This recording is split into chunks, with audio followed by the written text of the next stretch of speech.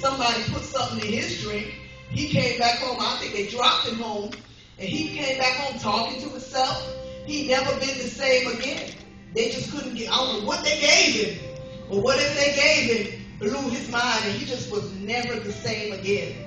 So he was that type of person on the step in our neighborhood. He was just out there always singing and talking to himself. Ever since that one night he went to a club, they dropped something in his drink. They did something to him.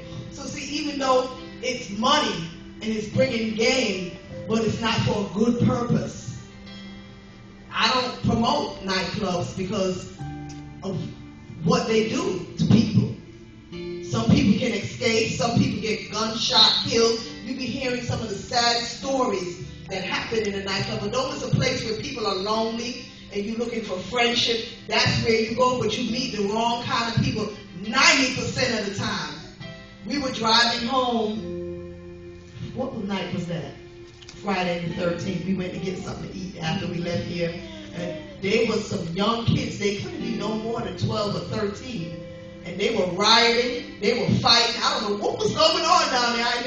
I told my son, because I've been to gun shootings before, I drove that car real fast because a bullet, let me tell you, a bullet don't mind his business. It ain't coming for you, but you could get hit and it can damage you, and you're not even in the way of the bullet.